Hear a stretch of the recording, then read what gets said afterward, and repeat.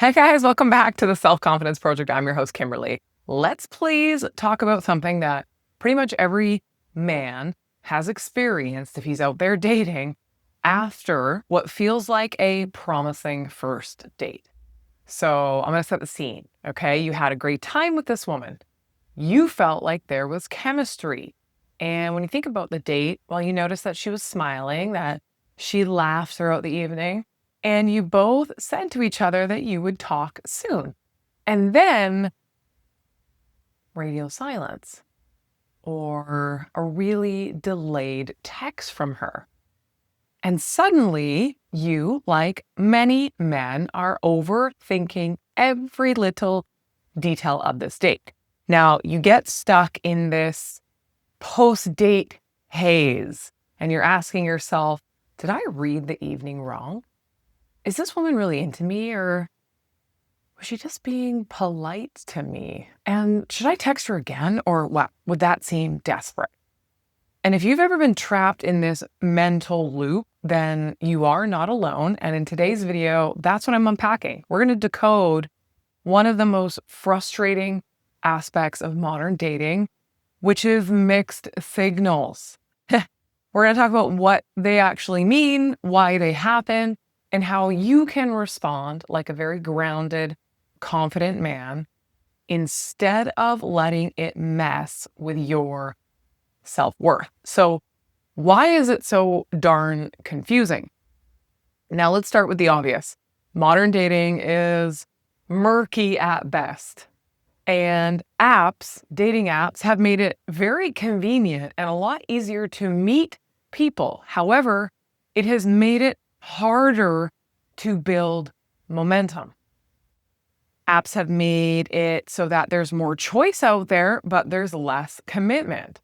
And it's made it so that there can be more contact, but less clarity. And guess what? Mixed signals, they thrive in that space. So here's what's really happening after a date. You're a human being, at least today. Who knows where we're going in this crazy world? But what's happening is your nervous system has lit up. You're excited, naturally. You're hopeful. You're out there dating because you want a particular outcome. But what's happening underneath that is fear. There's this fear of being too much. There's a fear of misreading the dating space. There's a fear of being rejected if you show a woman genuine interest. And there's a lot of fear of being a divorced man dating again. And there's this fear of not knowing what you're doing and maybe being found out as a result. And so when you don't hear from this woman you've been on a date with right away, what happens is it amplifies your fear. And instead of staying grounded, most of us start to spiral, okay? And we pick up our phone and we start rereading and analyzing those texts. And we start replaying the moments on our date, and we start doing what's called assigning meaning to silence. We try to fill in the gaps with our own minds because we don't like sitting in the unknown. We don't like the unknown. Humans don't like the unknown. It invites anxiety. But here is the truth. Mixed signals are a reflection of someone else's emotional unavailability, not your self-worth. Mixed signals are a reflection of where somebody else is, not your self-worth. So let's get specific. Let's talk about spotting some of these subtleties in body language, in communication cues. Okay, so here are clear signs of interest from a woman on a date. She maintains very open body language, which means she's facing you throughout the date. Or if she's sitting next to you, she's leaning in. And this subtle, natural mirroring of movements takes place. So you might lean in on the date, and then slightly after, she might do the same. And you might not super recognize this in the moment, but what you're noticing is like there's a sense of this familiarity. I move, you move, we move, we move. I dip, you dip, we dip. Okay, she's also going to ask follow-up questions, which means that she is genuinely curious about your life, not just blabbing about her own, or you're just blabbing about your life and there's no kind of like, mix of conversation. If you share something like, oh yeah, I used to play a lot of basketball growing up. She'd be like, oh, cool. What position were you? She's going to follow up. She's going to want to know more versus like, oh, cool. I'm not into this guy, so I'm not really giving the energy of asking more questions. So she's going to ask follow-up questions and be very open if she is comfortable and interested in getting to know you. She's also going to laugh easily, and she's going to make physical contact, like touching your arm. And at the end of the date, she will not rush the goodbye. Okay, that's a really important one, right? And that might mean that she goes in for a long hug or a long embrace versus like a quick pat, pat, okay, spin, bye, see you later. Like, oh, I couldn't wait to get out of here. Okay, and then she's going to mention things to you like, oh my God, next time we should totally come back here and order the freaking lobster mornay. Or have you ever been to that cute little wine bar down the road? Now, this is a woman's way of subtly inviting a second encounter. So these are signs of interest.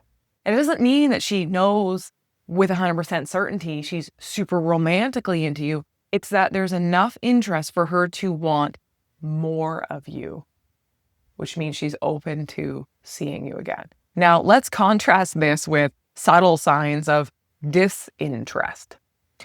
So a big one is body language. If a woman turns her body away from you, leans back, crosses her arms, or she really does keep that physical space between you large, it's because she isn't comfortable and doesn't like you and doesn't want to get close to you and doesn't want to give you the wrong idea. So she'll keep a distance. Okay? And if she has a purse, legitimately, if a woman has a purse, she won't even realize it, maybe, or maybe she will, but she will put that purse, this is my purse, she will put that purse in between you. It is a blockade. Her purse is protecting her, okay?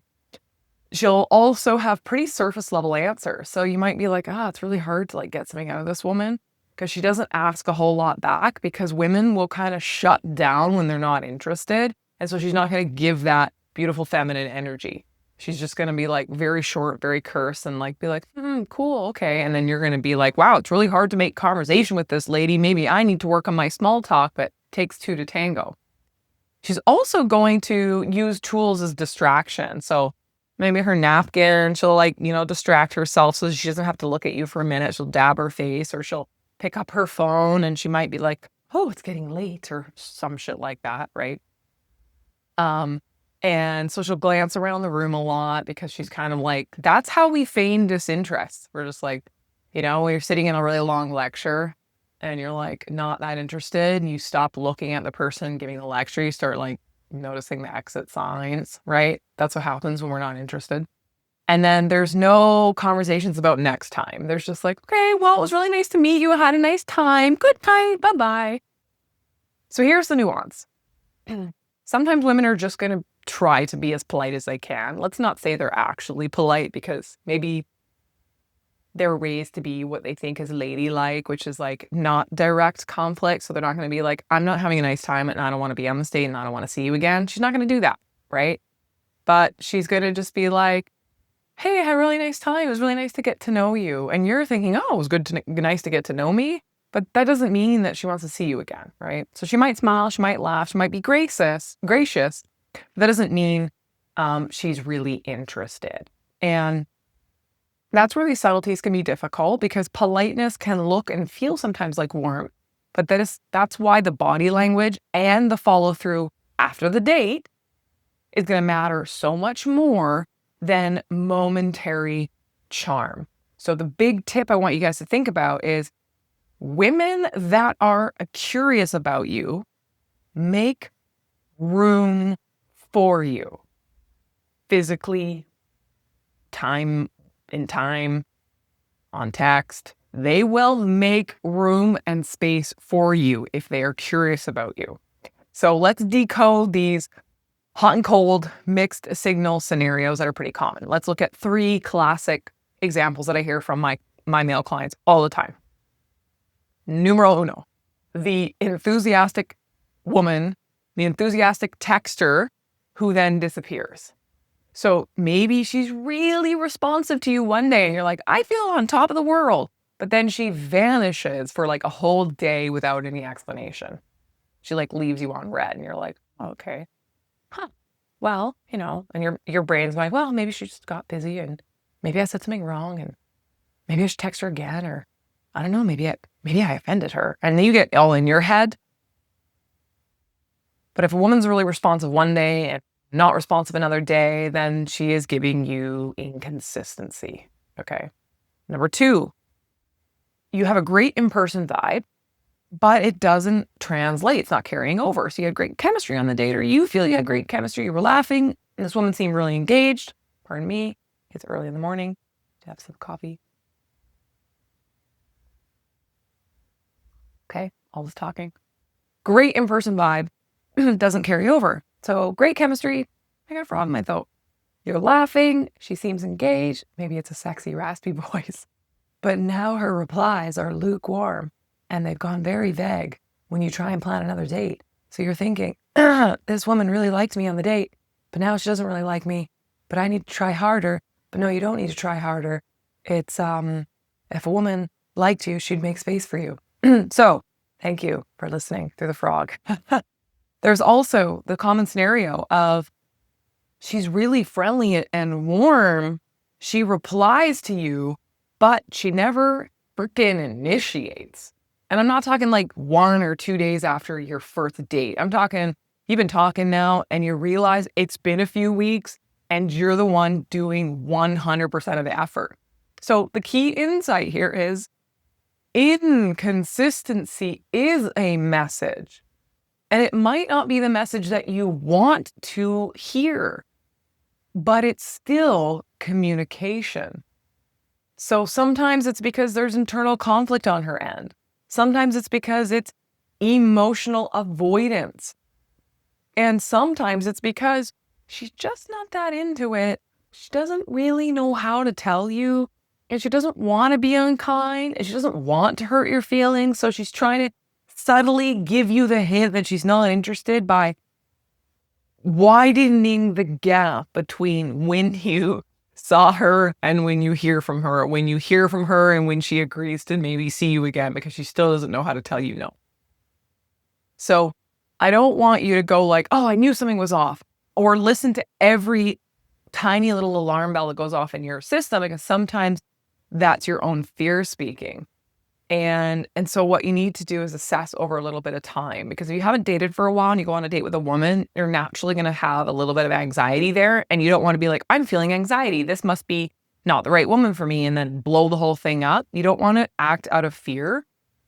What you do want to recognize is over time, over a period of time with someone, if you're noticing a pattern of behavior, and a pattern of behavior for her could be a lot of inconsistencies, then you might say to yourself, this isn't feeling good. This isn't just a spike of anxiety. It's, I'm not feeling good about this interaction. And so therefore I need to protect my peace and move on. So what is your next move here, right? So you might be saying, okay, well, I've been in this situation, but I don't really know what to do. And this is how you can get clarity without kind of coming across as desperate. So how can you as a man actually respond to a level of ambiguity without feeling like you're chasing down a woman? And you don't ask for permission. You lead with grounded clarity. And what I mean by that is just make a low stake specific invitation. If you're not quite sure where you stand with a woman, then just say, hey, I'm checking out a new taco spot this Thursday. Are you in? Okay. If she is interested, she will respond to that with enthusiasm, and she will make space in her schedule. And even if she can't do that Thursday, she'll tell you she can do Friday. If she can't do that Thursday because she has her kids, or she's working, or she has a night shift, she will let you know another time that she can, because a woman that's interested in you will make space for you. Now, if she is vague, she avoids committing, or suddenly gets really busy, or my family's in town, or I'm just really slammed at work right now, that is your clarity. And guys, I know that you wish women would just hand you clarity on a silver platter and say, I'm just not into you, don't waste your time. but women are not raised to communicate that way. Women won't say no outright. Instead, they will close the space between you subtly. It's frustrating, but just look out for that. And that might look like agreeing to hang out with you, but then canceling last minute, often more than once. That might look like taking longer and longer to reply to you, or being very non-committal when you suggest plans. So, hey, would you like to check out that taco place on Thursday? Oh yeah, that sounds like a nice idea. But then she doesn't actually say yes. So you're thinking, did she say yes? Did I ask her wrong? Don't get in your head about it. You're not really doing anything wrong. If a woman is inconsistent, you think it was reflecting on your inability to communicate with a woman. It's her inability to communicate with you as well. So she might also say things like, hey, that sounds really fun. What a great idea. Let me get back to you. And then finds out that she just never gets back to you. Now, this is a woman's distance. This distance is a woman's way of saying no without having to say no. And that is your cue as a man to stop investing, because you don't need to text, are you feeling this connection, or what happened here, or whatever. Like, the truth is, if a woman is into you, you won't have to wonder. So let's zoom out for a minute. At the heart of all of this mixed signal confusion is the relationship you have with yourself. So it is tempting to say, all women are like this, or this is the experience all men are going to have with women, and just throw women down the stairs. But at the heart of this is the relationship you have with yourself. If you are not healed from your past divorce, if you are riddled with anxiety, if you overthink everything in your life, then your lower self-worth and lack of self-esteem is going to taint your dating experiences. So the more self-worth that you carry, the less you will chase ambiguity. I promise you that. So when a woman gives you mixed signals, ask yourself, do I feel grounded after our interaction? Or am I always guessing where I stand? If it's the latter, that's your body's wisdom saying, this isn't aligned, man. Move on. And you might think, well, I don't have a lot of options, so I got to make it work with the woman that comes your way. Bad relationships take years off your life, so don't go down that path. And boundaries, guys, are not about being closed or cold or closed off. They're about knowing when something is costing you your peace of mind. So you deserve a woman who communicates clearly, who makes effort, who meets you halfway. And you will meet women that won't do this on your journey. So it's important that you know the difference. And you don't need to become this master decoder in mixed signals or silence or second guess every message you send. What you need is clarity, your own confidence, and good boundaries when it comes to dating. Get used to saying no to women too. Or, hey, this connection isn't feeling great for me. I need a little more consistency in my life. Bye. And that's called standing in your power. Now, if this is really difficult for you, and you want a little support with this, I get that. A lot of people that are dating after divorce, there's a lot to heal from and a lot of clarity to seek. And so if you feel called to go on that journey, you're absolutely welcome to book a complimentary consultation with me to see if me and or coaching would be right for you. It's usually just a nice 45-minute conversation, getting to know one another to see if it's right. If it is, awesome. You can be like many of my other clients who are enjoying dating or getting clarity, who are going on to meet amazing women because they are out there and building loving relationships. So you're welcome to book a call. If not, would love to hear your thoughts. Drop a comment below and see you guys all next time. Ciao.